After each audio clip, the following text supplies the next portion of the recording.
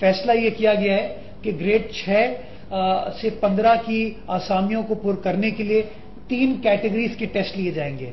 पहली कैटेगरी होगी मैट्रिकुलेशन, दूसरी कैटेगरी होगी इंटरमीडिएट और तीसरी कैटेगरी होगी ग्रेजुएशन एंड अबव। यानी कि जो भी सिंध का बसने वाला शख्स समझता है कि वो मैट्रिक की रिक्वायरमेंट को मीट करता है, नौकरी के लिए अहल है, तो मैट्रिक का इम्तहान क्लियर करेगा। अगर इंटरमीडिएट है तो इंटरमीडिएट के लिए इम्तहान होगा, और अगर ग्रेजुएशन या उससे ऊपर की उसकी डिग्री है तो उस लेवल का वो इम्तहान क्लियर करेगा। यानी कि 3 दर्जों के मुख्तलिफ टेस्ट तरतीब दिए जाएंगे।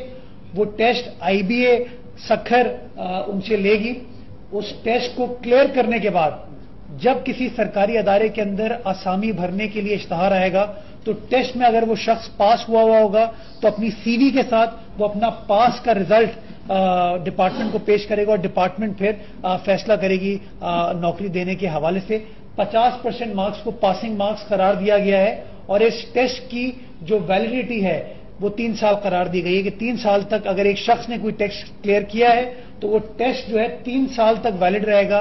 उस टेस्ट के पास होने के बेसिस पर 3 साल तक कोई भी शख्स जो है वो अहल होगा किसी नौकरी के लिए अप्लाई करने के लिए। ये भी फैसला किया गया है कि अगर किसी शख्स के टेस्ट के अंदर लेट से 51 नंबर है, 52 नंबर है और किसी शख्स के 90 नंबर है तो टेस्ट की भी एक वेटेज होगी जो फाइनल रिजल्ट में काउंट की जाएगी, ताकि हम और ज्यादा बेहतर तरीके से जो मेरिट पर लोग आते हैं उनको भर्ती कर सकें। और जैसा कि मैंने कहा, गुजारिश की कि फैसला ये हुआ है कि इंडिपेंडेंट टेस्टिंग सर्विस यानी कि IBA थ्रू ये काम किया जाएगा ताकि ट्रांसपेरेंट तरीके से इस काम को किया जा सके। और 3 साल की वैलिडिटी भी इसलिए रखी गई है ताकि गरीब आदमी बार बार टेस्ट देने के अखराजात उसको मीट ना करना पड़े। वरना माजी में आपको याद होगा कि हर डिपार्टमेंट अपना टेस्ट लेता था और हर टेस्ट को अप्लाई करने के लिए उसको फॉर्म लेना पड़ता था, उसको अखराजात बेयर करने पड़ते थे। तो अब की बार फैसला ये किया गया कि कंबाइंड टेस्ट लिया जाएगा।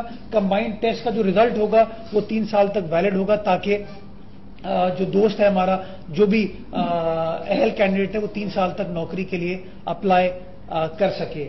मैंने आपको गुजारिश की कि अभी टेस्ट का सिलसिला स्टार्ट होगा। जब टेस्ट हो जाएगा उसके बाद हर डिपार्टमेंट अखबार में अपना ऐड देगा और ऐड देने के बाद आपको टोटल नंबर ऑफ जॉब्स पता चल जाएंगे।